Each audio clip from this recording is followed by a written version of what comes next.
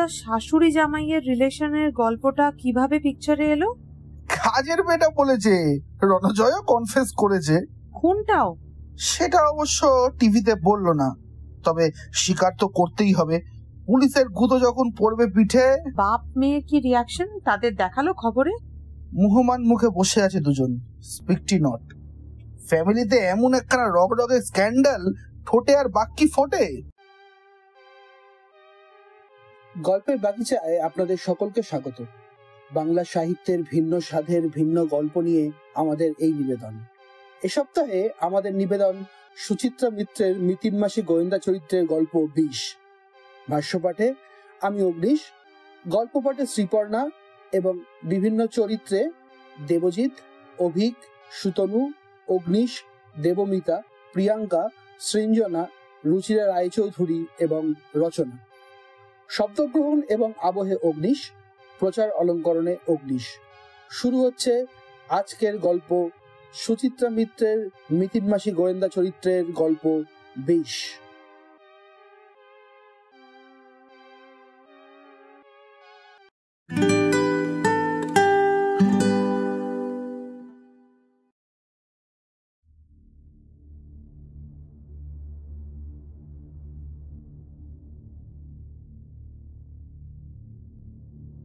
বয়স নেহাত কম নয় মহিলার, অন্তত বছর ৪৫ তো হবেই। মুখেও ভাঙচুর এসেছে টুকটাক, তবু সাজগোজের কি বহর।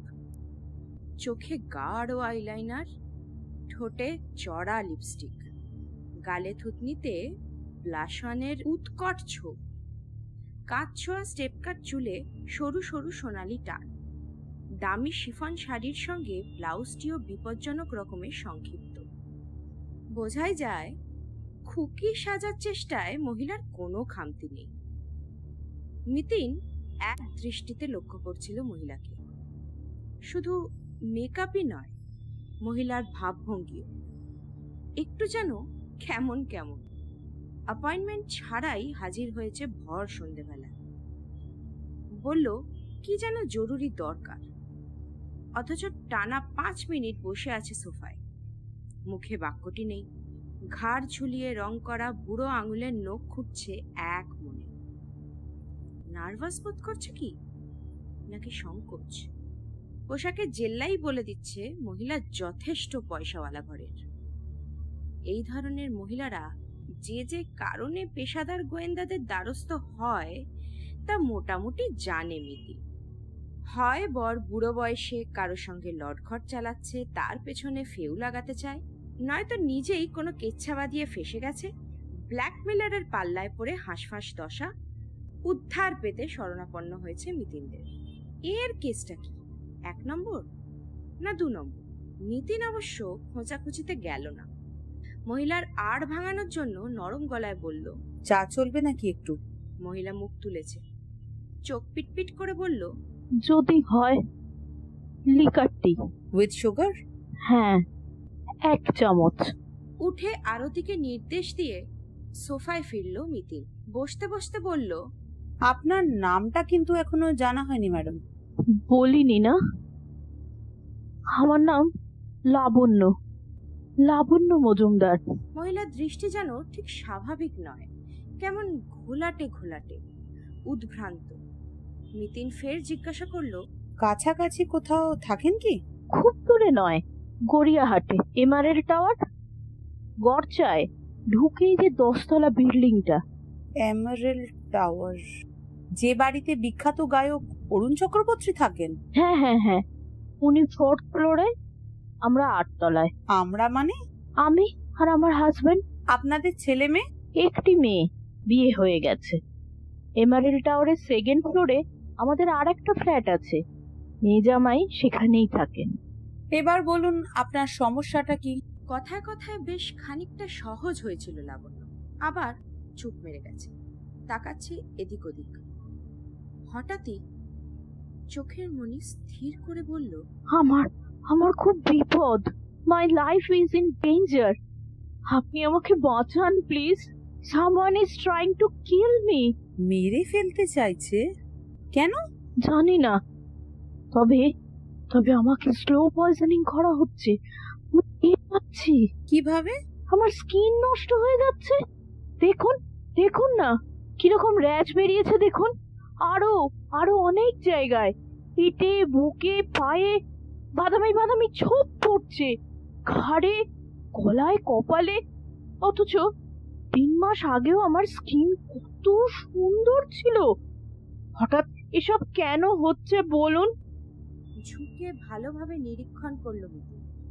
লাবণ্যর হাতে শুকনো হামের মতো গুড়ি গুড়ি দানা ফুটেছে বটে, কিন্তু প্রসাদিত মুখমণ্ডলের ছাপ ছুপ খুঁজে পাওয়া দায়। মহিলা ম্যানিয়ায় ভুগছে না তো? অতিমাত্রায় রূপ সচেতন মধ্যবয়সী মহিলারা চামড়া টামড়ার ব্যাপারে বড্ড বেশি স্পর্শকাতর থাকে, তিলকে তাল করে ফেলে অনায়াসে। হালকা গলায় মিতিন বলল, শুধু এই সব দেখেই আপনি ধরে নিলেন আপনাকে স্লো পয়জনিং করা হচ্ছে? আরো সিমটম আছে। কিচ্ছু খেতে ইচ্ছে করে না, কেমন একটা বমি বমি ভাব, ওয়েট লুজ করছি, চোখ দুটো হঠাৎ হঠাৎ খুব চুলকোয়, মাঝে মাঝেই জল কাটে। তাই এসব তো অনেক কারণেই হতে পারে ম্যাডাম।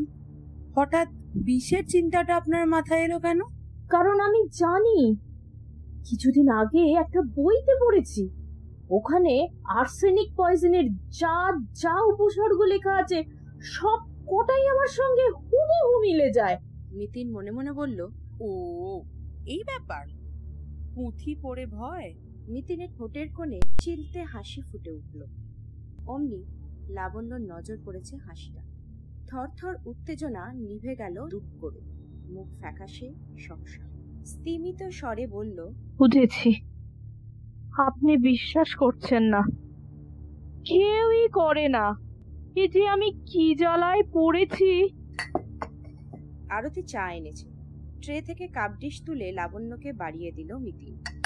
হাতে নিল লাবণ্য, তবে ডিশের ওপর কাপ কাঁপছে তীর তীর। মিতিন মৃদুস্বরে বলল, এত নার্ভাস হচ্ছেন কেন মিসেস মজুমদার? বিষ যে আদেও আপনাকে দেওয়া হচ্ছে সে ব্যাপারে আগে ডেফিনিট হন। ডাক্তার দেখিয়েছেন? আমাদের ফ্যামিলি ফিজিশিয়ান দেখেছেন, তার মতে মুখ টুখে এরকম পিগমেন্টেশন নাকি এই বয়সে হয়েই থাকে। র্যাশগুলোও নাকি জাস্ট স্কিন ডিজিজ, কোনো কসমেটিক্স থেকে অ্যালার্জি। একটা মলমও দিয়েছিল, লাগিয়েছি, কিছু কাজ হয়নি। পরশু অয়েন্টমেন্টটা উনি বদলে দিলেন। লাবণ্যের গলা ফের চড়তে শুরু করেছে। সেন্টার টেবিলে নামিয়ে রাখলো চা। রাগ রাগ ভঙ্গিতে বলল, ভাবুন, উনি আমার ভমিটিং টেন্ডেন্সিটাকেও পাত্তা দিতে নারাজ। একটা লিভার টনিক লিখে দিয়েই তার দায়িত্ব শেষ। আর চোখের ব্যাপারটা তো উনি শুনলেনই না, আই স্পেশালিস্ট দেখাতে বললেন। অর্থাৎ ডাক্তারবাবু পয়জনিং এর সম্ভাবনাটা মানছেন না, তাই তো? কিন্তু ডাক্তারবাবুর কথায় আপনার আস্থা নেই। তাহলে সেকেন্ড কাউকে দেখাচ্ছেন না কেন? কার কাছে যাই বলুন তো, কে বিশ্বাস করবে? বাড়ির লোকেরাই যেখানে হেসে উড়িয়ে দিচ্ছে। বাড়ির লোক মানে কে? হাজবেন্ড? মেয়ে জামাইও আছে। সবার ধারণা আমার একটা এটা বাতি, অথচ আমি বুঝছি কিভাবে আমাকে। মহিলার গলা ধরে এসেছে। এর মাথা থেকে বিষের ভূত নামানো বেশ কঠিন এখন। 2-1 সেকেন্ড ভেবে নিয়ে মিতিন গুছিয়ে বসলো। মুখে একটা ভারিক্কি ভাব ফুটিয়ে বলল, ঠিক আছে, ধরে নিলাম আপনিই ঠিক, কিন্তু পয়জনিং তো ছেলে খেলা নয়, এর সঙ্গে জীবন মৃত্যু জড়িয়ে আছে। অতএব বিষ প্রয়োগের একটা কার্যকারণ থাকবেই। প্রথমে প্রশ্ন আসবে কে বিষ দিচ্ছে, তারপর দেখতে হবে কেন দিচ্ছে, এবং সব শেষে গিয়ে বার করতে হবে কিভাবে দেয়া হচ্ছে, তাই তো? লাবণ্য ঢোক গিলে ঘাড় নাড়ল। আগে তাহলে বলুন আপনার কাকে সন্দেহ হয়? লাবণ্য চুপ, ঢোক গিলছে। কি হলো বলুন? সম্ভবত আমার লাবণ্য ফের ঢোক গিলল। আমার হাজব্যান্ড। নিতিন খুব একটা চমকালো না। এইরকমই উত্তর যেন সে আশা করেছে। নিরুত্তাপ স্বরে বলল, কিন্তু কেন তিনি আপনাকে বিষ দেবেন? তা আমি জানি না। আপনি মারা গেলে ফিনান্সিয়াল ব্যাপারে তার কি লাভবান হওয়ার সম্ভাবনা আছে? না, তার নিজেরই অনেক টাকা। আমি তো একটা প্লেন হাউসওয়াইফ। আপনার বাপের বাড়ির তরফের কোনো সম্পত্তি নেই। একখানা আধভাঙা বাড়ি আছে সোদপুরে, ভাই থাকে। সে বাড়ি বেচলেও আমার ভাগে ক পয়সাই বা আসবে।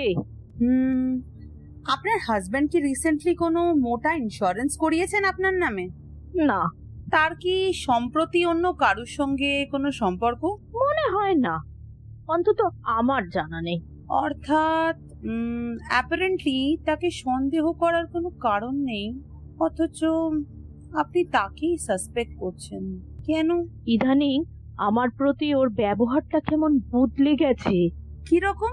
ফ্র্যাঙ্কলি বলবো? অবশ্যই। আমি আর অনিমেষ একেবারে ডিফারেন্ট টাইপের। আমি মানুষের সঙ্গে মিশতে ভালোবাসি, ক্লাবে যাই, বন্ধু টন্ধুদের সঙ্গে হই হল্লা করি। আর অনিমেষ কাজ ছাড়া কিচ্ছু বোঝে না। সে আমার লাইফস্টাইল পছন্দই করে না। আমারও তার সারাক্ষণ কাজ নিয়ে পড়ে থাকাটা ভাল লাগে না। বেঙ্গালুরুতে থাকতে তো আমাদের এই নিয়ে রেগুলার ফাটাফাটি হতো, ভয়ঙ্কর তেতো হয়ে গিয়েছিল সম্পর্কটা। কিন্তু ফেব্রুয়ারিতে রুমকির মানে আমাদের মেয়ের বিয়ে হয়ে যাবার পর থেকে অনিমেষ যেন কেমন আমার প্রতি বেশি মনোযোগী হয়ে উঠেছে। ভীষণ সফটলি কথা বলে, কখনো চটে না, ঝগড়া তো নেই প্রায়। এগুলো কি অস্বাভাবিক নয়? নিশ্চয়ই তলে তলে কোনো মতলব ভেজেছে, নইলে হঠাৎ এরকম আচরণ করবে কেন? একদমই ঠুনকো যুক্তি। মাথা স্ক্রু বুঝি সত্যিই ঢিলে আছে মহিলার। নিতিন এবার একটু একটু বিরক্ত বোধ করছিল। এরপর মহিলা নির্ঘাত বলবে, যেহেতু বর ছাড়া কেউ সঙ্গে থাকে না, সুতরাং বরই খাবারে বিষ মেশাচ্ছে। যদিও কাজের লোক থাকে, আছেও নিশ্চয়ই, তাকেও হাত করে নিয়েছে বর। এসব ফালতু গপ্প শুনে গোটা সন্ধ্যাটা নষ্ট করার কোনো মানে হয়? প্রসঙ্গ ঘোরানোর জন্য নিতিন আলগা কৌতূহল দেখালো। আপনার হাজবেন্ড কি করেন? Software engineer. বছর 6 হলো বেঙ্গালুরুর চাকরি ছেড়ে কলকাতায় এসে ব্যবসা করছে। ওই লাইনে সল্টলেকে সেক্টর 5-এ অফিস খুলেছে। কেমন চলছে বিজনেস? ভালোই তো। মাত্র 4 বছরের মধ্যে সেকেন্ড ফ্ল্যাটটা কিনে ফেললো। 3 তলার ছোট্ট অ্যাপার্টমেন্টটা ছেড়ে আমরা 8 তলায় উঠে এলাম। নিচেরটা বুঝি মেয়ে জামাইকে যৌতুক দিলেন? না, তা নয়, ফাঁকা পড়েছিল ফ্ল্যাটটা, ওরা থাকছে। আর জামাইয়ের নিজস্ব বাড়িঘর? ওদের জয়েন্ট ফ্যামিলি, পাইক পাড়ায়। ভাবলাম রুমকির হয়তো ওখানে মানিয়ে নিতে অসুবিধা হবে। রুমকির স্কুলটাও এখান থেকে কাছে হয়। কোন স্কুলে পড়ায় আপনার মেয়ে? মডার্ন পয়েন্টে, বায়োলজি। মেয়ে জামাইয়ের সঙ্গে আপনার রিলেশন কেমন? নর্মাল। রুমকিরা তো সময় পেলেই ওপরে চলে আসে। জামাই কি করে? তার কারবার শেয়ার টেয়ার নিয়ে। এবার বলুন আমি কিভাবে আপনাকে সাহায্য করতে পারি? কাইন্ডলি একবার আমার ফ্ল্যাটে আসুন, মিট অনিমেষ। তাতে কি লাভ? একটু যাচাই করে দেখবেন। আর আপনার মতো নামি ডিটেকটিভকে দেখলে অনিমেষ নিশ্চয়ই সমঝে যাবে। হোপফুলি আমি বিপদ থেকেও মুক্তি পাবো। নেহাতি ছেলে মানুষই চিন্তা। নিতিন হাসবে না কাঁদবে? তবু পেশার খাতিরে গাম্ভীর্যের মুখোশটা তো রাখতেই হয়। ঠোঁট টিপে নিতিন বলল, সে দেখা যাবে খন। তার আগে আপনি বরং একটা কাজ করুন, কোনো একটা প্যাথোলজিক্যাল ল্যাবে গিয়ে রক্তটা পরীক্ষা করান। আই মিন ব্লাডে আর্সেনিকের মাত্রাটা। রিপোর্ট যদি অ্যালার্মিং হয় তখন তো আমি আছি। লাবণ্যের চোখ চকচক করে উঠল। দারুণ একটা অ্যাডভাইস দিয়েছেন তো। Good good. হ্যাঁ, এতে আপনার সংশয়েরও নিরসন হবে। দেখছেন তো, এত সহজ ব্যাপারটা আমার মাথায় আসেনি। ভাগ্যিস আপনার কাছে এসেছিলাম। লাবণ্য উল্লসিত মুখে সুদৃশ্য ভ্যানিটি ব্যাগের চেন খুলছে। একটা খাম এগিয়ে দিয়ে বলল, এটা রাখুন। নিতিন ভুরু কুচকাল। কি আছে এতে? আপনার কনসালটেশন ফিজ। সে কি? আমি তো কেস এখনো হাতেই নিইনি। সো হোয়াট, আপনার মূল্যবান সময় তো নষ্ট করেছেন। তবু? কোনো তবু নেই, এটা আপনাকে নিতেই হবে। প্রায় জোর করে মিতিনের হাতে খামটা গুঁজে দিল লাবণ্য। উঠে দাঁড়িয়েছে। আমি কিন্তু আপনার কাছে আবার শনিবার আসছি, এই সময়ই। শনিবার বুমবুমকে নিয়ে হ্যারি পটার দেখতে যেতে হবে। ছেলেকে কথা দিয়েছে মিতিন, ক্যান্সেল করলে বুমবুম তুমুল হাল্লা জুড়বে। একটু ভেবে নিয়ে মিতিন বলল, আপনি যদি রোববার সকালের দিকে। না না, অনিমেষ এখন ট্যুরে, শনিবার রাতে ফিরবে। তার আগেই আমি আপনার কাছে আসতে চাই। প্লিজ শনিবার ইভিনিংটা আপনি আমার জন্য ফ্রি রাখুন। লাবণ্যের অনুনয়ে দোটানায় বলল মিতিন। আবার একটু ভেবে নিয়ে বলল, ঠিক আছে, আসুন। তার আগে অবশ্যই কিন্তু ব্লাড টেস্টটা। লাবণ্য চলে যাওয়ার পর মিতিন খামটা খুলল। 9খানা 500 টাকার নোট, 5টা 100, কর করে নতুন, সম্ভবত আসার পথেই এটিএম থেকে তোলা। বেচারা বড়টার কি কপাল, তারই অর্থ ধ্বংস করে তার পেছনে কাঠি দেওয়ার তোড়জোড় চালাচ্ছে ম্যানিয়াক বউ। রাতে খেতে বসে পার্থকে লাবণ্যের গল্প শোনাচ্ছিল মিতি। পার্থ তো বেজায় মজা পেয়েছে, ঝটিতি ঘোষণা করে দিল শনিবার প্রেস টেস্ট বন্ধ করে 4টের মধ্যে বাড়ি ঢুকে যাবে। ছিটিয়াল প্রতিবিদ্বেষী মহিলাটিকে দর্শনের সুযোগ সে ছাড়বেই না। কিন্তু শনিবারের আগেই জোর চমক। শুক্রবার রাতে টেলিভিশনের বাংলা নিউজ চ্যানেলগুলোয় ভেসে উঠল এক দুঃসংবাদ। এই মুহূর্তে সবচেয়ে বড় খবর, গড়িয়াহাটের এমেরেল্ড টাওয়ারে মধ্যবয়সী মহিলার মৃত্যু। আমাদের প্রতিনিধি সুজয় আছে ওখানে। সুজয়, কি খবর পাওয়া যাচ্ছে ওখান থেকে? পুলিশ কি বলছে? মিতিন স্তম্ভিত। এমন ধাক্কা সে আগে কখনো খায়নি।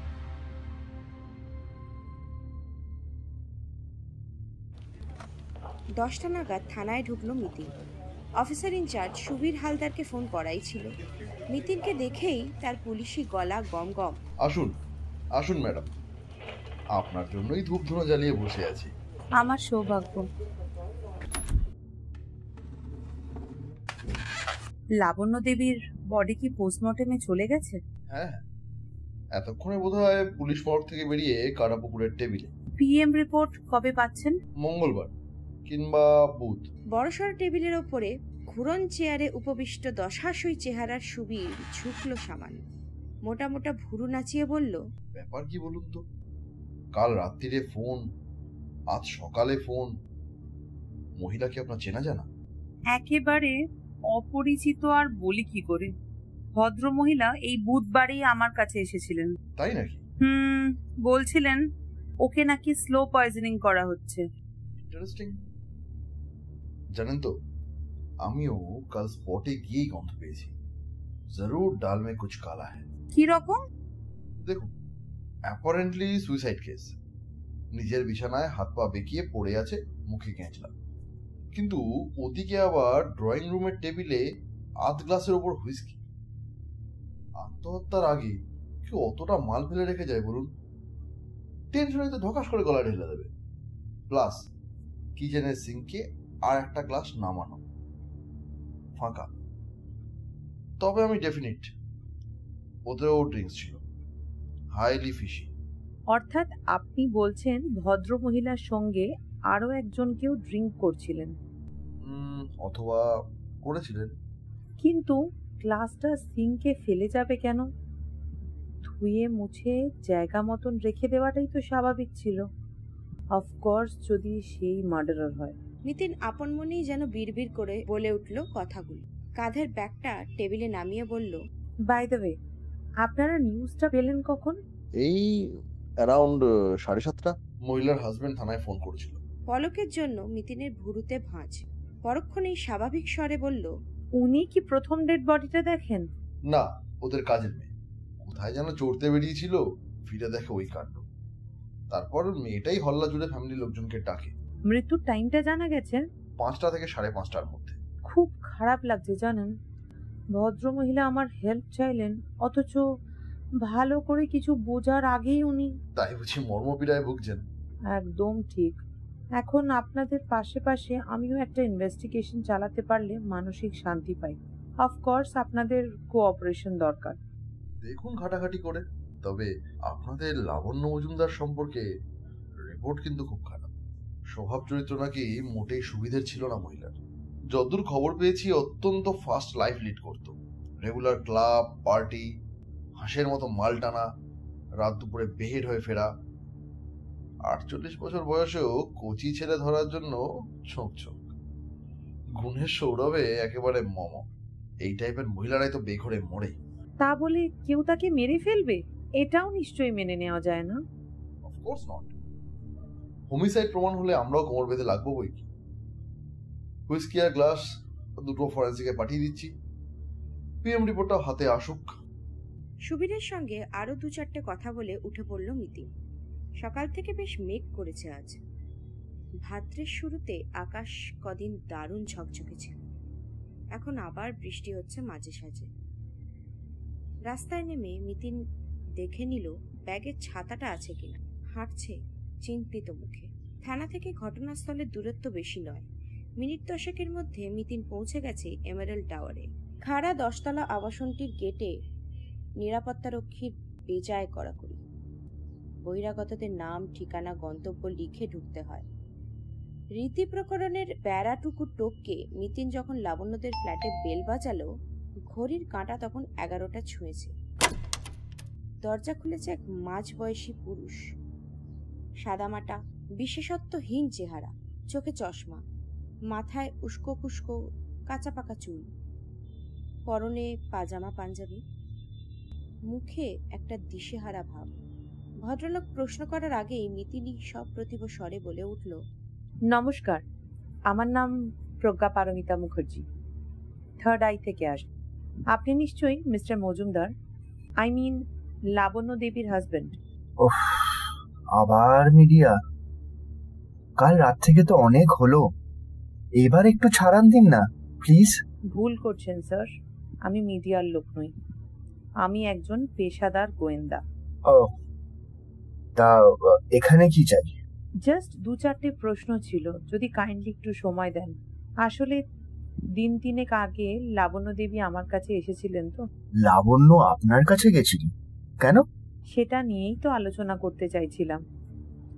জানি খুব অসময়ে এসেছি, লাবণ্য দেবীর এখনো ক্রিমেশন হয়নি, তবু 2-4 সেকেন্ড থমকে রইল অনিমেষ। একটু বুঝি জরিপও করল মিতিনকে।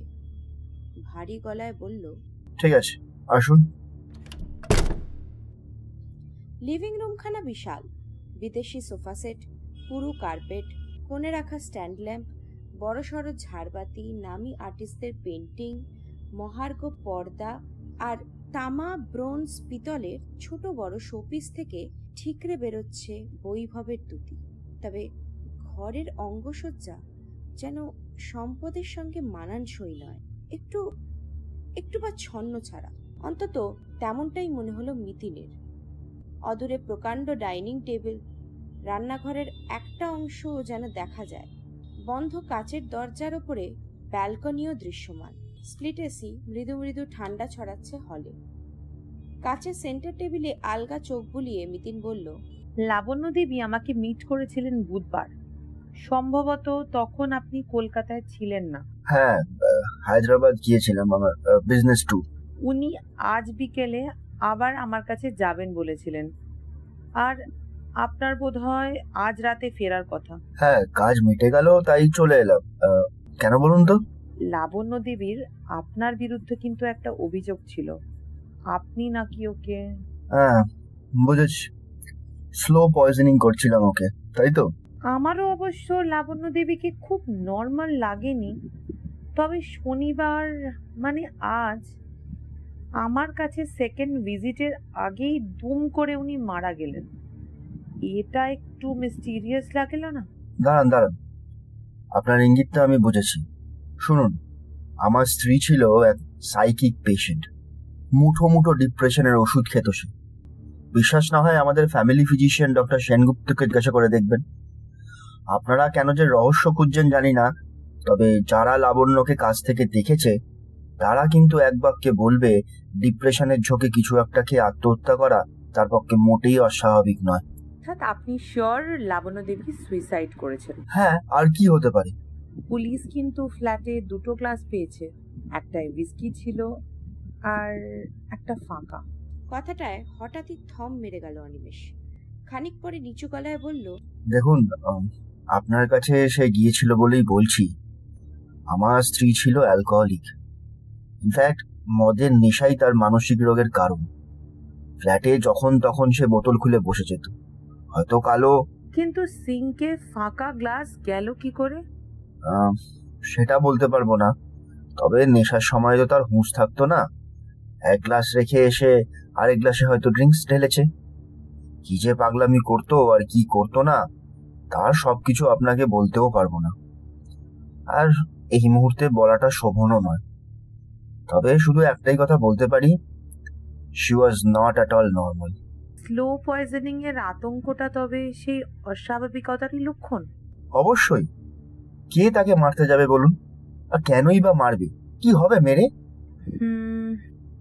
ওই আতঙ্কটা কাটানোর জন্য আমি ওকে একটা রক্ত পরীক্ষা করতে বলেছিলাম, আর্সেনিক টেস্ট। বৃহস্পতি শুক্রর মধ্যে রিপোর্ট এসে যাওয়ার কথা। রিপোর্টটা আনা হয়েছিল কিনা বলতে পারেন? না, আমি তো এ ব্যাপারটা কিছুই জানি না। তবে পুলিশ কাল তন্ন করে খুঁজেছিল, পেলে তো নিয়েই যেত। তা অবশ্য ঠিক। আরেকটা কোয়েশ্চেন, লাবণ্য দেবীর মৃত্যুর খবরটা যখন পান তখন নিশ্চয়ই আপনি অফিসে?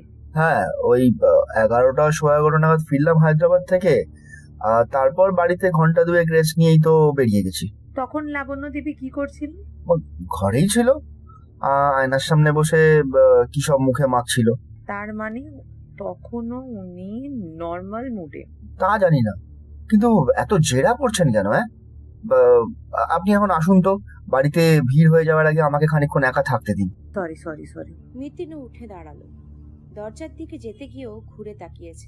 আপনার মেয়ে জামাই কি বডি আনতে গেছেন? আরো অনেকেই আছে সঙ্গে, আমার শ্যালো প্লাস কয়েকজন বন্ধু রিলেটিভ। আপনাদের কাজের মেয়েটিকে দেখলাম না তো, সে কোথায়? মালতী, সম্ভবত নিজের ঘরে। তার সঙ্গে একটু কথা বলা যায়? ওকেও জ্বালাবেন? আমার সার্ভেন্টস রুম বাইরে থেকেও ঢোকা যায়, বেরিয়ে বাঁ সাইডে দরজা আছে, সেখানে নক করুন।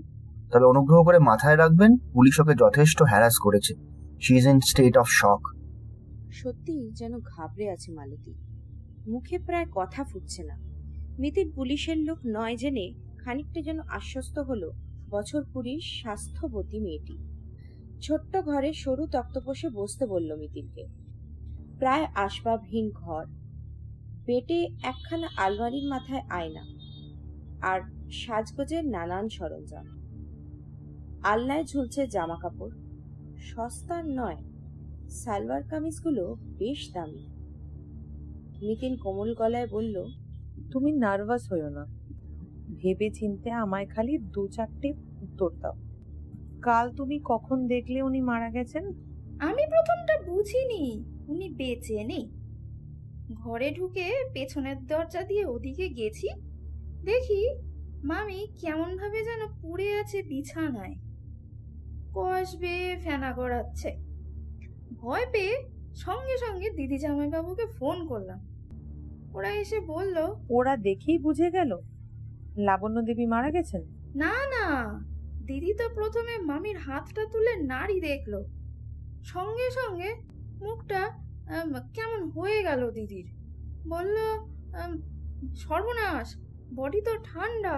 তারপর দিদি সঙ্গে সঙ্গে ফোন করেছে ডাক্তারবাবুকে আর জামাইবাবু মামাবাবুকে। দুজনেই এসে বলল ওই 10-15 মিনিটের মধ্যে। ডাক্তারবাবু পরীক্ষা টরীক্ষা করে বলল অনেকক্ষণ আগেই নাকি মরে গেছে। উনিই তো মামাবাবুকে বলল পুলিশে খবর দিন, মৃত্যুটায় গন্ডগোল আছে। মামাবাবুর তখন কি করুণ দশা, কতবার ডাক্তারবাবুকে বলল পুলিশের ঝামেলায় গিয়ে কি লাভ, জানেনই তো মাথার গোলমাল ছিল। এখন পুলিশ এলে চারদিকে তো শুধু কাদা ছিটবে। তাও ডাক্তারবাবুটা কিছুতেই সার্টিফিকেট দিলেন না। মেয়েটা দিব্যি গুছিয়ে কথা বলছে এখন, আড়ষ্টতা বুঝি কেটেছে। মিতিন চোখ কুচকে জিজ্ঞাসা করল, আচ্ছা মালতী, তোমার কি মনে হয় তোমার মামির মাথায় কি সত্যিই গোলমাল ছিল? কি জানি বাবু, পাগল কাকে বলে। তবে হঠাৎ খেপে যেত খুব। শ্রীরাধিকে তখন মা চণ্ডী, হাত পা ছুটছে, আছড়ে আছড়ে জিনিসপত্র ভাঙছে। শ্রীরাধিকে শব্দটা কানে লাগলো মিতিনের। মালতীর বাচনভঙ্গিও। কয়েক পল মালতীকে দেখে নিয়ে বলল, কালও কি উনি কোনো কারণে মাথা গরম করেছিলেন? না না, কাল তো মন মেজাজ ভালোই। অবশ্য দুপুরের পর কি হয়েছে বলতে পারবো না। কেন? দুপুর দুটোর পর তো আমি বেরিয়ে গেছি। কোথায়? বাড়ি, ৫৫ তলায়। শুক্রবার করে দুপুরে বাড়ি যাই, ফিরি সেই সন্ধে। প্রত্যেক শুক্রবার? সেই জবে থেকে কাজ করছো? এ বাড়িতে তো বেশি দিন আসিনি, বড় জোর ৫ মাস। ও, কাল কখন ফিরেছিলে? ৬:৩০ হবে। দুপুরে যখন বেরোলে মামা বাবু বাড়িতে ছিলেন? না, তার আগেই তো খেয়ে দিয়ে অফিস চলে গেল। বলতে বলতে মালতী আচমকা মিতিনের হাত চেপে ধরেছে। বিশ্বাস করুন দিদি, মা বাবুর কিন্তু কোনো দোষ নেই। মানুষটা বড় ভালো, প্রাণে খুব দয়া মায়া। তাই বুঝি? মিতিন এক ঝলক চোখ বোলালো আলনায়, খানিক তীর্যক সুরেই বলল, তোমার ড্রেসগুলো ভারী সুন্দর। কে দিয়েছে? তোমার মামা বাবু? এগুলো তো বেশিরভাগই দিদির, রুমকি দিদির আমাকে দিয়েছে।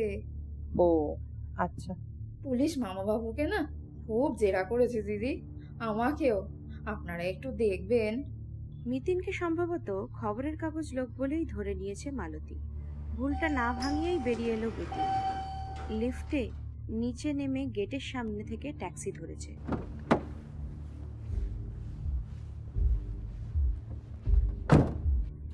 সিটে হেলান দিয়ে ভাবার চেষ্টা করছিল, আজই এমারেল্ড টাওয়ারে ছুটে এসে লাভ হলো কিনা, কিংবা কতটা হলো না ঠাহর করা যায়নি। পোস্টমর্টেম রিপোর্ট না আসা পর্যন্ত সবটাই ধোঁয়া। ততক্ষণ ধৈর্য ধরতে হবে।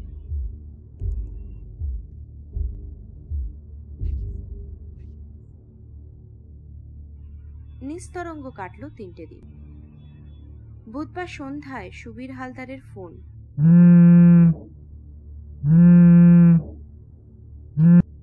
পিএম রিপোর্ট পেয়ে গেছি ম্যাডাম। কি বেরোলো? যা ভেবেছি তাই, বিষে মৃত্যু। পয়জনিং এর এফেক্ট ব্রেনের ভাইটাল সেন্টারে হেমারেজ, কার্ডিয়াক সেন্টারে রক্ত সঞ্চালন বন্ধ এবং অক্কা। ও, কি বিষ? আর্সেনিকই হবে, হুইস্কিতে মেশানো ছিল, হেভি ডোজে। কিন্তু আর্সেনিকে কি ওভাবে গ্যাঁজলা বেরোয়? ওসব নিয়ে আপনি ভাবুন। গ্লাসের গায়ে 2 রকম ফিঙ্গারপ্রিন্ট মিলে গেছে, একটা লাবণ্য দেবীর। 2 নম্বরটি কার ধরতে পারলেই কাম হতে। কাল সকালে বাড়ি মেম্বারদের হাতের ছাপ নিয়ে নেব। কে জানে কেঁচো খুঁড়তে গিয়ে কি কেউটে বেরোয়। একটা কথা বলি, ভিসেরা রিপোর্টটার জন্য ওয়েট করলে হতো না? বিষের নেচারটা তাহলে অ্যাকিউরেটলি জানা যেত। অসম্ভব, আমি একটা দিনও নষ্ট করতে রাজি নই। এমনিই তো মিডিয়া সারাক্ষণ পুলিশকে টলছে আমরা কি গদাই লস্করি চালাই চলি, কোনো কমেন্ট নই। ঠিক আছে ঠিক আছে, জানো বাড়ি, তবে কাল সন্ধে। কেন বলুন তো? ভাবছিলাম ফ্যামিলির লোকগুলোকে আরো একবার বাজিয়ে দেখি, মানে আপনারই কাজের সুবিধা হবে। আগেও তো দেখেছেন পুলিশি কেসে ইনভলভ হলেও আমি কোনো ক্রেডিট দাবি করি না, সুতরাং সুনাম হলে তাও তো আপনাদেরই। আচ্ছা বেশ, দিলাম একটা বেলা, করুন পণ্ডশ্রম। টেলিফোন রেখে মিতিন গুম হয়ে বসে রইল কিছু। ব্যক্তিগত সৌহার্দ্যের জন্যই খানিকটা সময় সে পেল বটে, কিন্তু এগোবে কোন পথে?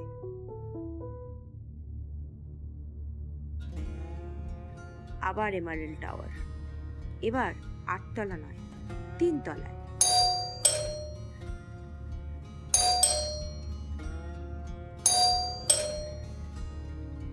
ভাদ্রের ভ্যাপসা দুপুর তখন সবে গড়িয়ে গড়িয়ে বিকেলে পৌঁছেছে।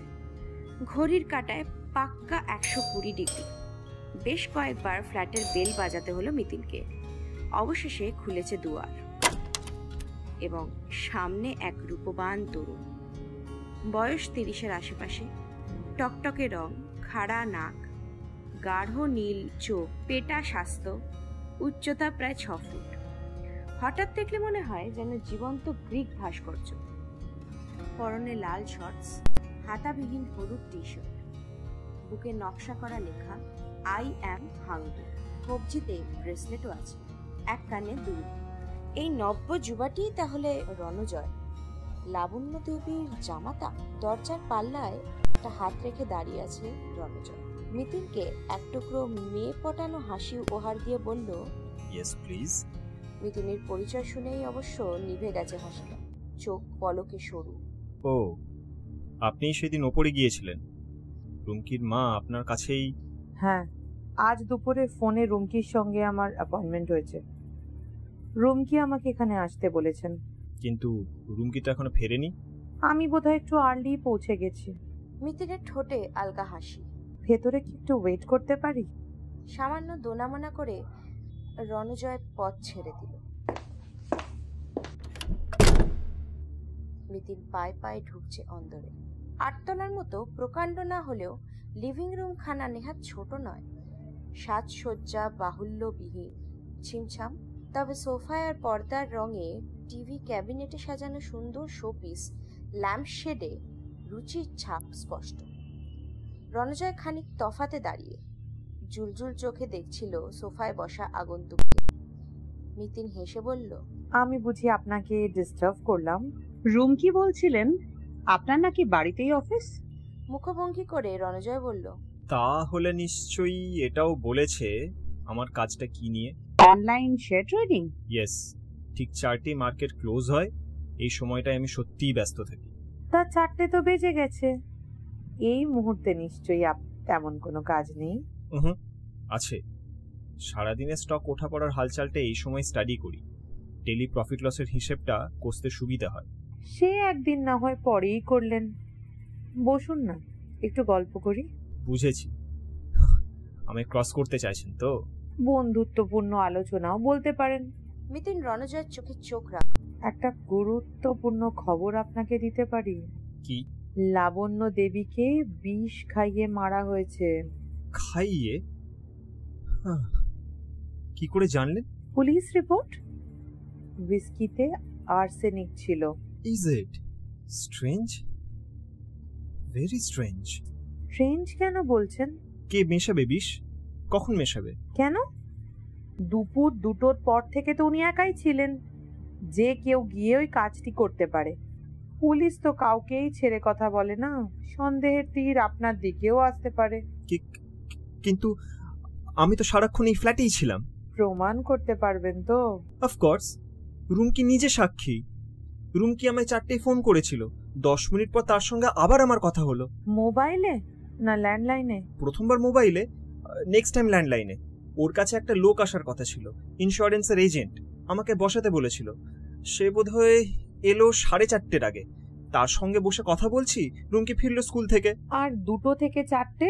আশ্চর্য, আমি তো জানি না উনি সেদিন মারা যাবেন, তাহলে নয় 5টা বন্ধুকে ডেকে সারাদিন বাড়িতে বসিয়ে রাখতাম। তাছাড়া উনি তো মারা গেছেন 5টা 5:30টার দিকে। তখন তো আমি, রুমকি, ইন্স্যুরেন্সের লোকটা সবাই এই ঘরে। হ্যাঁ, বটেই তো। আসলে আপনি কাছাকাছি থাকেন বলেই প্রশ্নটা মাথায় এলো। কাছাকাছি মানে? হোয়াট ডু ইউ মিন কাছাকাছি? আহা, এক্সাইটেড হচ্ছেন কেন? আপনারা সেম প্রিমাইসেসের বাসিন্দা, নিশ্চয়ই ওপর তলায় আপনার যাতায়াতও আছে। তো দুপুরে কাজকর্ম ফেলে আমি তার ঘরে বসে ড্রিঙ্ক করব? আমি তো বলিনি আপনি ড্রিঙ্ক করছিলেন, জাস্ট একটা সম্ভাবনা। কিসের সম্ভাবনা? আমি গ্লাসে বিষ মিশিয়েছি? কেন? লাবণ্য মজুমদার মারা গেলে আমার কি লাভ? সরি, আমি কিন্তু আপনাকে হার্ট করতে চাইনি। কাছাকাছি তো অনেকেই থাকে। রুমকির বাবা, মালতীদেরই বাদ দিচ্ছেন কেন? লাবণ্য মজুমদার তো স্লো পয়জনিং এর ব্যাপারে নাকি হাজবেন্ডকেও সন্দেহ করতেন। ডোন্ট ওয়ারি, আমাদের সবই স্মরণে আছে। তবে পুলিশ ডিটেকটিভদের কাছে সকলেই সাসপেক্ট। আমাদের নজরটাই বাঁকা কিনা। যাক গে ওসব কথা, এবার সত্যিই গল্প করি। আপনি এক্সাইটমেন্ট খুব ভালোবাসেন, তাই না? এমন অনুমানের কারণ? আপনার শেয়ার মার্কেটে ইন্টারেস্ট দেখে মনে হলো। আপনি ভুলে যাচ্ছেন, এটাই আমার রুটি রুজি।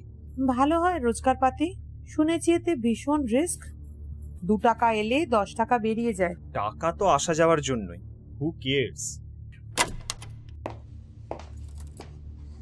কথার মাঝেই রুমকি এসে পড়েছে। লাবণ্যের সঙ্গে মিল নেই মেয়ের, চেহারাটা বরং বাবা ঘেঁষা, টেনে টুনে সুশ্রী বলা যায়। বছর 25 ছোট্ট খাট্ট রুমকির পোশাক আশাক, হাব ভাব সবই লাবণ্যের বিপরীত। চোখে মুখে বিষণ্ণতার আভাস। সদ্য মা হারিয়েছে বলে কি? না, রুমকি এরকমই, একটু যেন নিস্তেজ গলাতেই রুমকি জিজ্ঞাসা করলো, অনেকক্ষণ এসেছেন? এই তো মিনিট 20-25। মিতিন ভদ্রতা করে হাসলো। আপনার হাজবেন্ডের সঙ্গে গল্প গুজব করছিলাম। চা খাবেন? No thanks. লালবাজারে ডিসিডিডির সাথে একটা অ্যাপয়েন্টমেন্ট আছে, এখানকার কাজ সেরে চটপট বেরোতে হবে। ও, যদি চাও এবার তোমার কাজে যেতে পারো। হ্যাঁ, যাই। খানিকটা যেন অন্যমনস্ক মুখে উঠে গেল রণজয়। তেরচা চোখে তার যাওয়াটা দেখে নিয়ে মিতিন বলল, আপনার হাজবেন্ড মানুষটা কিন্তু বেশ। ঝাপসা ভাবে হাসলো রুমকি। থ্যাঙ্কস। আপনাদের কি লাভ ম্যারেজ? পুরোপুরি নয়, একটা লেডিস ক্লাবের ফাংশনে মা আলাপ করে দিয়েছিল। তারপর বাড়িতে রণজয়ের আসা যাওয়া শুরু হলো। নিজেই একদিন বিয়ের কথা তুলল। আপনিও নিশ্চয়ই এক কথায় রাজি? মা খুব চেয়েছিল আমাদের বিয়েটা হোক। বাহ, বেশ। তা আপনার মার পারলৌকিক ক্রিয়াকর্ম সব মিটে গেছে, তাই না? হ্যাঁ, অপঘাতে মৃত্যু, 3 দিনে কাজ।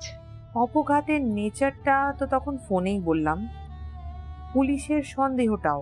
আমি কিন্তু এখনো বিশ্বাস করতে পারছি না এই কাজ করলো বলুন তো, কেন করলো? সে প্রশ্ন তো আমাদেরও। আপনার কি কাউকে সন্দেহ হয়? কাকে সন্দেহ করব? কোনো আত্মীয় স্বজন, বন্ধু বান্ধব? আত্মীয়দের সঙ্গে আমাদের তেমন যোগাযোগ নেই, একমাত্র মামাই যা আসে কালে ভদ্রে। মারও বন্ধু বান্ধবরা তো বাড়িতে আসতো না বিশেষ, তাদের সঙ্গে মার দেখা সাক্ষাৎ তো সব বাইরে বাইরেই। কখনো যদি মা বাড়িতে পার্টি টাটি দিল তো।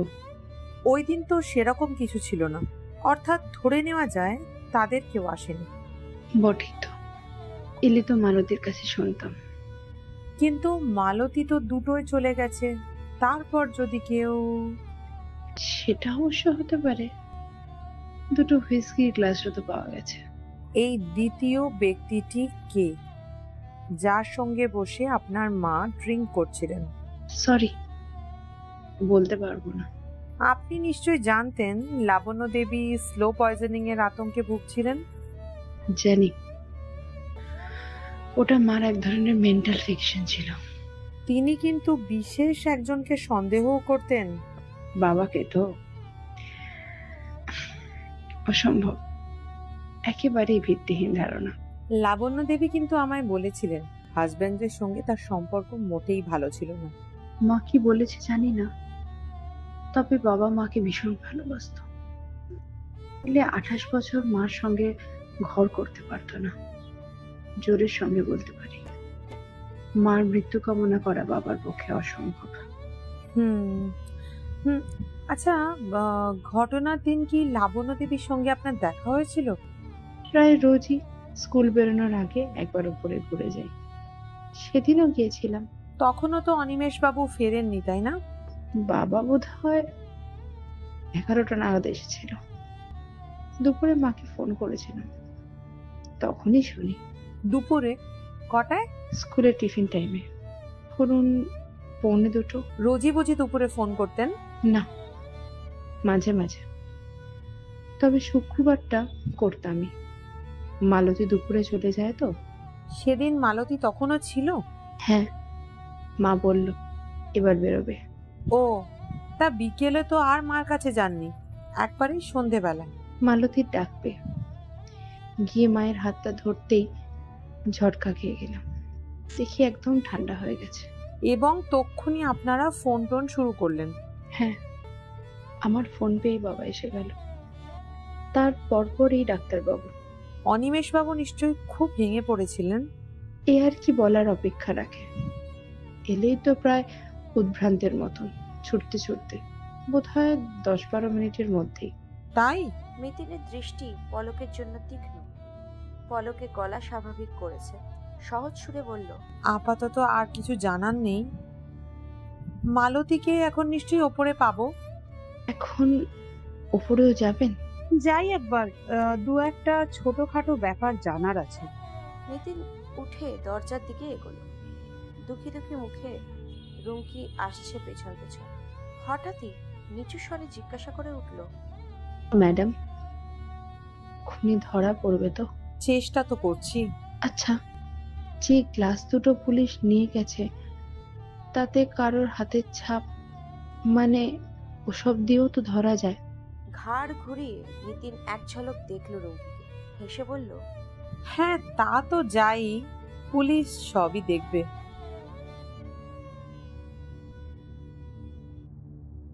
বলেই নিতিন সোজা করিডোরে, তারপর লিফট ধরে শটান 8 তলা। ফাঁকা ফ্ল্যাটে টিভি দেখছিল মালতী।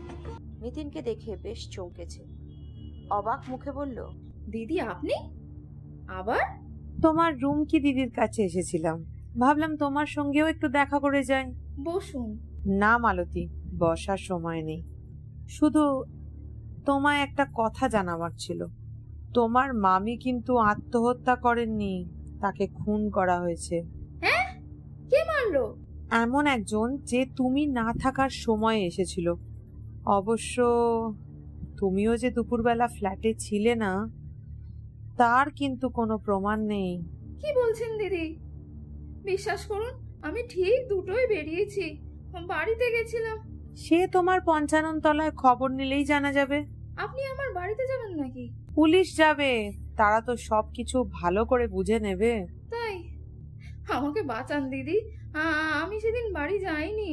তার মানে ফ্ল্যাটেই ছিলে? না, আমি সেদিন সিনেমায় গেছিলাম দিলীপের সঙ্গে। কে দিলীপ? ইলেকট্রিকের কাজ করে, এ পাড়াতেই দোকান আছে ওর। ধরে নিলাম তুমি সত্যি বলছো, কিন্তু পুলিশ তো ছাড়বে না, তোমার কাছেই জানতে চাইবে দুপুর বিকেলে কেউ ফ্ল্যাটে আসতো কিনা, সেই দিনই বা কে এসে থাকতে পারে, তোমার সঙ্গে তার কোনো যোগসাজশ ছিল কিনা। মা কালী দিব্যি, আমি ওসবে নেই, কিচ্ছু জানি না। তা বললে চলবে? তুমি রাত দিনের লোক।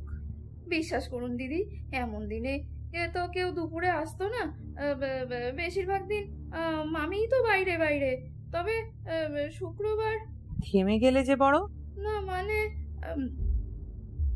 সেদিন তো আমি থাকি না, বলবো কেমন করে কি হতো। পরিষ্কার বোঝা যায় মালতী কিছু একটা গোপন করার চেষ্টা করছে। কাকে আড়াল দিতে চায়? নিতিন অবশ্য চাপাচাপিতে গেল না আর, ভূতলে নেমে ঢুকেছে সিকিউরিটির কুঠুরিতে। ব্যাগ থেকে পরিচয়পত্র বার করে দিয়ে বলল, একটা জরুরি খবর দরকার। সবুজ ঊর্ধ্বী নিরাপত্তা রক্ষীটি ঈষৎ তটস্থ। আগে বলুন।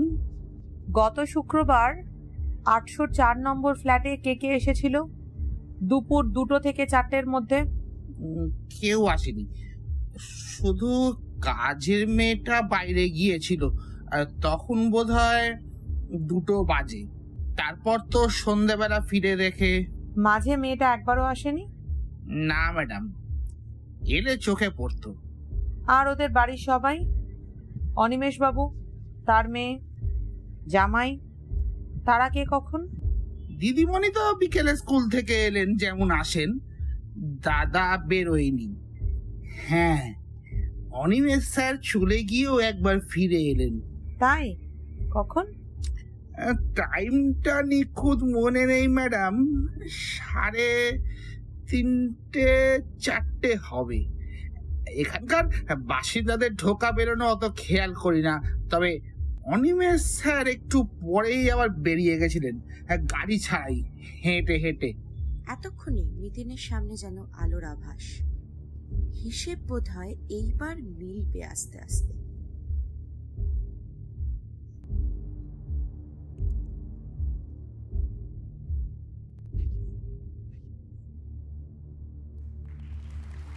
বুমবুমদের স্কুলে একটা অনুষ্ঠান ছিল আজ। নাচ, গান, নাটক, আবৃত্তি মিলিয়ে রীতিমতো জমজমাট ব্যাপার। নাটকে খরগোশ সেজেছিল বুমবুম। সাদা পোশাক পরে লম্বা লম্বা কান লাগিয়ে সে বেজায় লম্ফজম্ফ জুড়ল মঞ্চ জুড়ে। ছেলের কাণ্ড কারখানা দেখে মিতিন তো হেসেই বাঁচে না। মা ছেলে বাড়ি ফিরল রাত 9টায়। ঢুকতে না ঢুকতে পার্থর সরল ঘোষণা, তোমার লাবণ্য কেসে ড্রপ সিন তো পড়ে গেল গো। মিতিন থমকে গেল। মানে? ক্যাচ কট কট, পুলিশ আসামি পাকড়াও করে ফেলেছে। কে আসামি? জামাই বাবা জীবন, রণজয় চৌধুরী। তুমি যাকে অ্যাপেলো বলেছিলে সেই হারামজাদা। পার্থ চোখ নাচালো।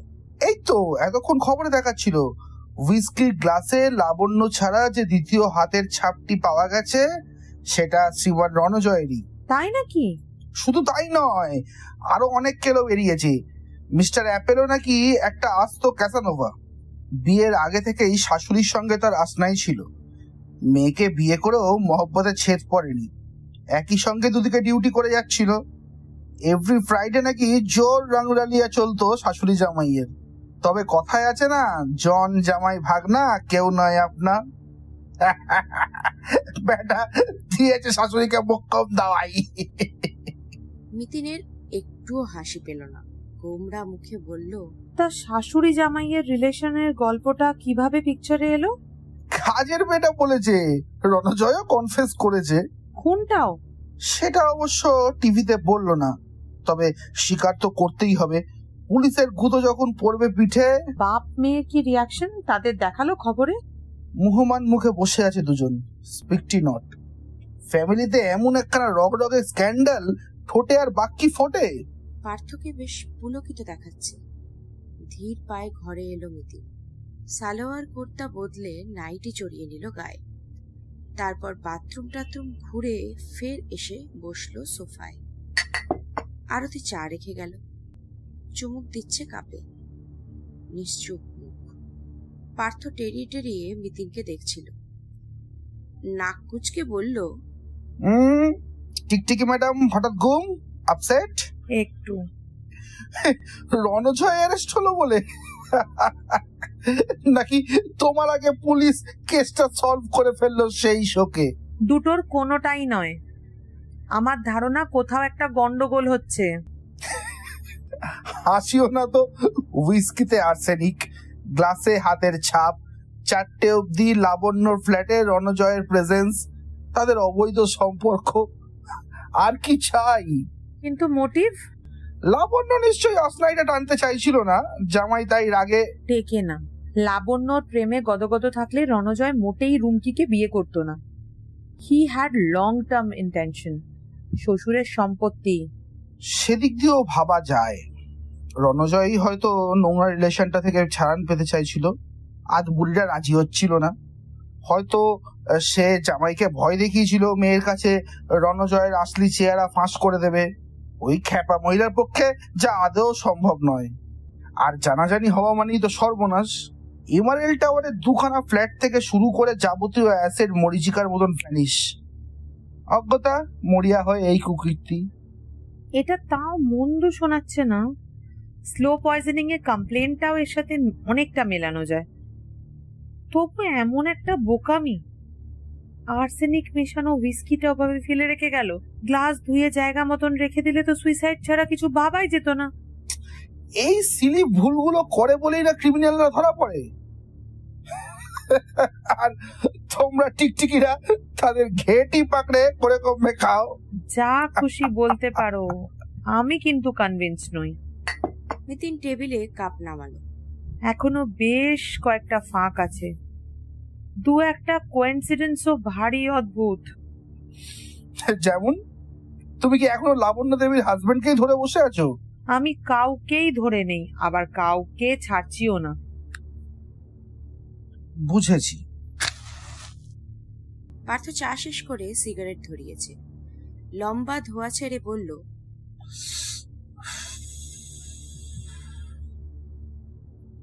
এমনও হতে পারে লোকটা জামাইকে ফাঁসিয়ে নিজে পাকাল মাছের মতো পিছলে গেল। অনিমেষ বাবু যেন কখন আবার ফিরে এসেছিল এমারেল্ড টাওয়ারে। According to his last statement, around 3:45, 10-20 minute এদিক ওদিক হতেও পারে। সিকিউরিটির লোক সঠিক টাইম বলতে পারছে না। তাহলে সন্দেহ তো থাকবেই। অফিসে গিয়েও সে আবার ফিরেছিল কেন? বলছে খুব টায়ার্ড ছিল, অথচ নিজের ফ্ল্যাটে না ঢুকে গাড়ি রেখে পার্কে গিয়ে বসলো। ক্লাসে কিন্তু তো আর ছাপ পাওয়া যায়নি। রাইট, এখানেই তো কেসটা গুলিয়ে যাচ্ছে। কেন মিছু মিছু মগজটাকে ট্যাক্স করছো? ছাড়োই না। মিতিন ঠোঁট কামড়ে 2-1 সেকেন্ড ভাবলো কি যেন, তারপর মোবাইলে চেনা নম্বর টিপছে।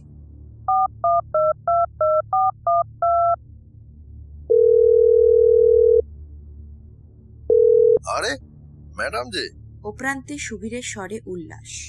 দেখেছেন তো নিউজ, চিড়িয়াকে খাঁচায় পড়েছি। নিতিন গলা মোলায়েম করে বলল, কাজটা ঠিক হলো কি? পরে পস্তাতে হবে না তো? কেন কেন কেন? কি বিষে লাবণ্য দেবীর মৃত্যু হয়েছে তা কিন্তু এখনো আননোন। আর্সেনিকে মুখ দিয়ে ওরকম গ্যাঁজলা বেরোয় না। আরে রাখুন তো আপনার থিওরি। হুইস্কির সঙ্গে পাঞ্চ করে পেটে কি রিয়াকশন করেছে তার কি কোনো ঠিক আছে? তবু ভিসেরা রিপোর্ট অব্দি ওয়েট করলে হতো না? আহা, চার্জশিট তো তারপরেই ফ্রেম করব, নিশ্চিন্ত থাকুন, ভিসেরা আমাকে ডোবাবে না। ফোনটা নামিয়ে রাখলো নিতিন। কপালে মোটা ভাঁজ। ডুবতে কিন্তু হলোই সুবীর হালদারকে, পুরোটা না হলেও অনেকটাই। পুজোয় কুলু মানালি বেড়াতে গিয়েছিল মিতিনরা, ফিরল দেওয়ালির মুখে মুখে। হপ্তাখানেক পরেই এক সন্ধ্যাবেলা সুবীরের উদ্বিগ্ন ফোন।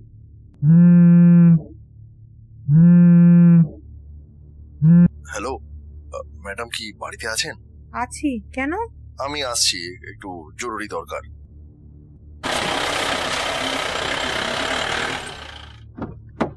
15 মিনিটের মধ্যেই বাড়ির সামনে পুলিশের জিপ। হন্তদন্ত পায়ে সুবীরের প্রবেশ। ধপাস করে সোফায় বসে পড়ল, বলল, আপনার প্রেডিকশনই ফলে গেল। নিতিন মুচকি হাসল।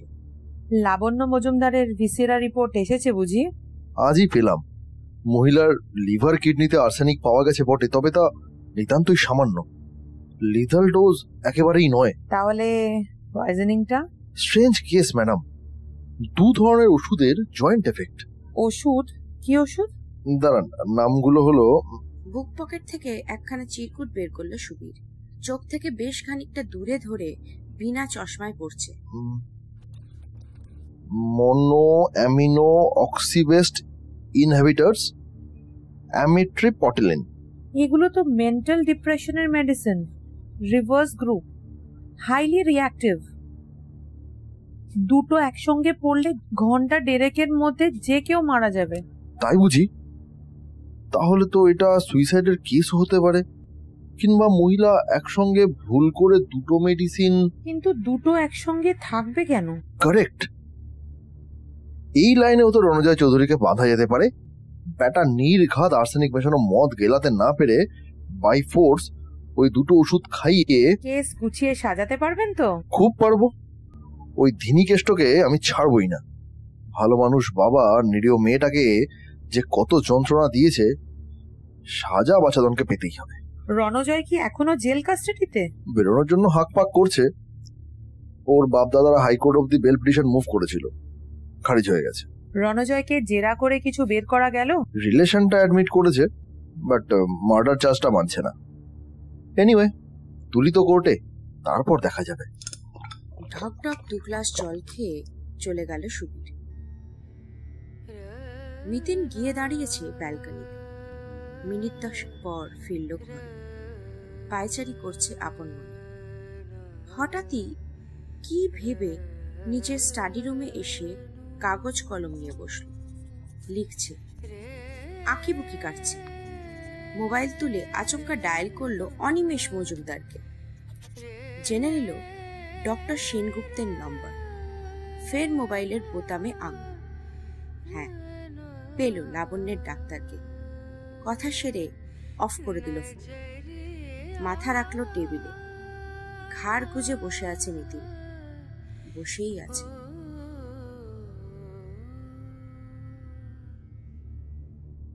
বাস স্টপ থেকে রুমকিকে দেখতে পেল মিতিন।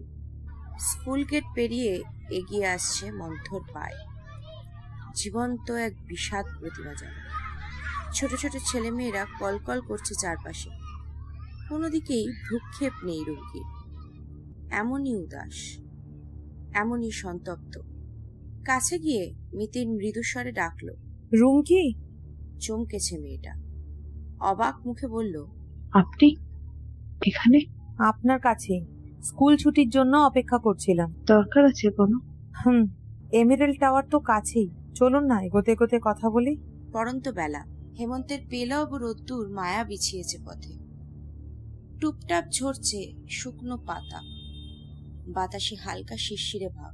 হাঁটতে হাঁটতে নিতিন নিচু গলায় বলল, আপনাকে একটা গল্প শোনাবো বলে এসেছি, একটা দুঃখী মেয়ের কাহিনী।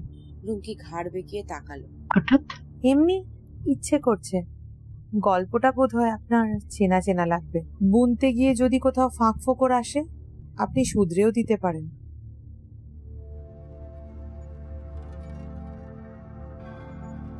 ইহাতি মধ্যবিত্ত এক তরুণীর বিয়ে হয়েছিল এক ব্রাইট কম্পিউটার ইঞ্জিনিয়ারের সঙ্গে, স্রেফ রূপের জোরে। বিয়ের বছর 1.5-2 পরে তাদের একটি মেয়ে হলো। তারপর থেকেই মহিলা কেমন যেন বদলে যেতে থাকলো। তার বর সাফল্যের পিছনে হন্যে হয়ে ছুটছে, রোজগার করছে এস্তার, বউকে স্বাচ্ছন্দ্য আর বিলাসের উপকরণ কিনে দিচ্ছে রাশি রাশি, কিন্তু বউয়ের জন্য খরচ করার সময় নেই তার। স্বামীর সাহচর্য না পেয়ে পেয়ে একচোরা বুভুক্ষা থেকে মহিলার মধ্যে জন্ম নিল এক অদ্ভুত বিকৃতি। স্বাভাবিক ঘরোয়া জীবন আর তার পছন্দ নয়। তার চাই নিত্য নতুন উত্তেজনা, চাই নেশা, চাই উদ্দামতা, ক্লাব, পার্টি, পুরুষ মানুষ। একটু একটু করে সে চলে গেল স্বামীর হাতের বাইরে। নিজের মেয়ের দিকেও সে আর ফিরে তাকায়নি। মা নয়, আজ সেই মেয়েটাকে নিয়েই আমার গল্প। কি গল্প? বলছি তো। মেয়েটা এদিকে আস্তে আস্তে বড় হচ্ছে, আর তার একদিকে কাজ পাগল বাবা, অন্যদিকে তুমুল উচ্ছৃঙ্খল মা। দুজনের মাঝখানে পড়ে সে একা, ভীষণ একা। শামুকের মতো একটা খোলের মধ্যে নিজেকে গুটিয়ে রাখে সে। বন্ধু বান্ধবদের সঙ্গেও মিশতে পারে না। কলেজ টলেজ পাশ করে মেয়েটা মোটামুটি একটা চাকরি জুটিয়ে ফেলল। ডুবে থাকতে চাইল অন্য দুনিয়ায়। এমনই এক সময়ে মেয়েটির জীবনে এলো এক অনিন্দকান্তি পুরুষ। তার মাই পরিচয় করিয়ে দিল ছেলেটার সঙ্গে। নেহাতি সাদা মাটা চেহারার অন্তর্মুখী মেয়েটা স্বপ্নেও ভাবেনি এমন একটা রূপবান পুরুষ আসবে তার জীবনে। ছেলেটা তার প্রতি সামান্য আগ্রহ দেখাতেই সে পাগলের মতো ভালোবেসে ফেললো তাকে। আর বিয়ের প্রস্তাব পেয়ে তো আত্মহারা। বেচারা তখন ঘুণাক্ষরেও টের পায়নি। গোটা ঘটনাটাই একটা সাজানো ছক। তার মা চেয়েছিল মেয়ের সঙ্গে বিয়ে দিয়ে ছেলেটাকে পুরোপুরি কবজায় রাখতে, আর ছেলেটার টার্গেট ছিল তার সো কল শ্বশুরের সম্পত্তি। যাই হোক, বিয়ের পর দিব্যি চলছিল শাশুড়ি জামাইয়ের লীলা খেলা। তবে বাইরে বাইরে নতুন একটি মেয়ে কাজে লাগার পর বাড়িতেই শুরু হয়ে গেল ফুর্তি। কাজের মেয়েটা সপ্তাহে একদিন দুপুরে বেরিয়ে যায় ঠিক সেই সময়টায়, কিন্তু কপাল খারাপ। কাজের মেয়েটা একদিন কি কারণে যেন বেরিয়ে ফিরে এলো। গোপনে দেখে ফেললো সমস্ত কীর্তিকলাপ। ব্যাস, খবর পৌঁছে গেল মেয়ের কানে। অমনি আগুন জ্বলে উঠল তার বুকে, প্রতিহিংসার। ঘেন্না তো মাকে সে করতই। এবার স্থির করলো একবারে শেষ করে দেবে।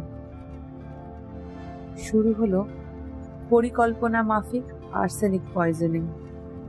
কেমিস্ট্রির ছাত্রী সে, জানে চায়ের সঙ্গে কতটুকু করে মেশালে মা ধিকি ধিকি করে মরবে, কিন্তু কাক পক্ষীটিও টের পাবে না। তা সেই মতোই চলছিল। তবে বিধি বাম। আচমকা এক বই পড়ে মার মনে ধন্দ জাগল। শেখো বিষের লক্ষণ কেন ফুটে উঠছে তার দেহে। মেয়ের বিয়ে হয়ে যাওয়ার পর স্বামী নতুন করে তাদের সম্পর্কটা গড়ে তুলতে চাইছে। এটা মা বুঝলই না। উল্টে স্বামীর সহৃদয় ব্যবহার তাকে সন্দিগ্ধ করে তুলল। মানসিক রোগী বলে ডাক্তারও যখন তাকে আমল দিল না, সে ছুটল ডিটেকটিভের কাছে। ডিটেকটিভ মাকে রক্ত পরীক্ষা করাতে বলেছে জেনেই মেয়ে প্রমাদ বুনল। সর্বনাশ, এবার তো চক্রান্ত ধরা পড়ে যাবে। আর সময় নষ্ট করলো না মেয়ে। প্ল্যান মাফিক শুক্রবার স্কুল যাওয়ার আগে মার কাছে গিয়ে প্যাথোলজিক্যাল ল্যাবরেটরির রসিদটা চেয়ে নিল। রিপোর্টটা সে নিজেই আনবে। দুপুরে জানলো বাবা হঠাৎ ফিরে এসেছে। বাবার অবর্তমানে কাজটা শেষ করার ইচ্ছা ছিল। অতএব পুরনো পরিকল্পনা মতোই 4টে বাজার মিনিট কয়েক আগে ফোন করলো নিজের ফ্ল্যাটে। বর তখন 8 তলায়, ধরল না। সঙ্গে সঙ্গে বরকে মোবাইলে ফোন, বলল লোক আসবে, তাকে বসাও। বর তড়িঘড়ি নিচে নেমে এলো। ফ্ল্যাটে সে ফিরল কিনা বুঝে নিতে ফের নিচের ল্যান্ডলাইনে ফোন করলো। হ্যাঁ, কাঁটা সরে গেছে, ময়দান ফাঁকা। এবার মেয়ের সোজা গেল মায়ের ফ্ল্যাটে। জামাইয়ের সঙ্গে ব্যভিচার নিয়ে সরাসরি মাকে চার্জ করলো। অমনি হিস্টেরিক হয়ে পড়ল মা। তাকে শান্ত করার জন্য মেয়ে পলকে নরম, মাথায় হাত বুলিয়ে 2টো ওষুধ খেতে দিল। মার সঙ্গে ডাক্তারের কাছে যাওয়ার সুবাদে সে মানসিক অবসাদের ওই 2টো ওষুধ একসঙ্গে খেলে 1-1.5 ঘন্টার মধ্যে মা মরবেই। তবু অপেক্ষা করলো খানিকক্ষণ, যতক্ষণ না মার কনভালশন থামে। তারপর ঠান্ডা মাথায় সিঙ্কে নামানো 2টো গ্লাসের একটাকে রুমালে জড়িয়ে তুলে এনে তাতে ফের হুইস্কি ঢেলে 200 মিলিগ্রামের বেশি আর্সেনিক মিশিয়ে রাখলো সকলের দৃষ্টির সামনে। নিঃশব্দে নিজের ফ্ল্যাটে এসে ইন্স্যুরেন্সের এজেন্টের সাথে কথা বলল, চাউমিন বানালো। সে অবশ্য জানতে পারেনি তার বাবাও সেদিন ফিরেছিল ফ্ল্যাটে খানিক আগে। বউ আর জামাইকে ঘনিষ্ঠ অবস্থায় দেখে ছিটকে বেরিয়ে গিয়েছিল বাড়ি থেকে। সম্পর্ক শেষ করে দেওয়ার বাসনা নিয়ে ইতিকর্তব্য স্থির করতেই সে চলে গেছিল। ফোন পাওয়ার সময় পার্কে বসে ভাবছিল কি করবে সে এখন। হয়তো খুনই করে ফেলল সে, কিন্তু স্ত্রীকে সত্যিকারের ভালোবাসে বলেই কাজটা সে পেরে ওঠেনি। নত মস্তকে ফ্ল্যাট ছেড়ে বেরিয়ে গিয়েছিল। শ্বশুর যে হায়দ্রাবাদ থেকে ফিরেছে এটা জামাই জানতো বলেই সেদিন শাশুড়ির মৃত্যু সংবাদ জানিয়ে প্রথমেই তাকে ফোন করেছিল। শাশুড়ির ফ্ল্যাটে সেদিন দুপুরে না গেলে খবরটা তো তার জানার কথাই নয়। যাই হোক, এখন অবশ্য বাবা মেয়ে দুজনেরই হাত জড়িয়েছে। মহিলাও খতম, জামাই ও স্ত্রী ঘরে। একটানা বলে মিতিন থামল, দেখছে রুমকির প্রতিক্রিয়া। অনেকক্ষণ পর রুমকির স্বর ফুটল, মেয়েটার এখন কি করা উচিত? সেটা মেয়েটাই ঠিক করুক। রুমকির কাঁধে হাত রাখল মিতিন, আলতো হেসে বলল, তবে একটা ব্যাপার মেয়েটার বোঝা দরকার, তার মাও কম দুঃখী ছিল না। যৌবনে স্বামী সঙ্গ না পেয়েই সেই ধরনের বিকৃতির মধ্যে ডুবে গেছিল। সে ছিল সম্পূর্ণ মানসিক ভারসাম্যহীন, নেশাগ্রস্ত এক বিপথগামী নারী। তাকে হত্যা করাটাকে মেয়েটার বিবেক সায় দেবে কিনা, নাকি মেয়েটাকে সারা জীবন দগতে দগতে মারবে, তা আমি কি করে বলবো রুমকি। এইটুকু বলতে পারি, নিজে সারেন্ডার না করলে মেয়েটাকে কোনো দিনই ধরা যাবে না। নিঝুম হয়ে শুনল রুমকি। নিঃশব্দে অতিক্রম করলো বাকি পথটুকু। এমারেল্ড টাওয়ারের গেটে পৌঁছে নির্জীব চোখে একবার দেখল মিতিনকে, তারপর চলে গেল পায়ে পায়ে। পরদিন সকালে সুবীর হালদারের ফোন পেল মিতিন। এমারেল্ড টাওয়ারের আবার অস্বাভাবিক মৃত্যু। এবার 8 তলায় না, 3 তলায়। ঘুমের ওষুধ খেয়ে আত্মহত্যা করেছে রুমকি।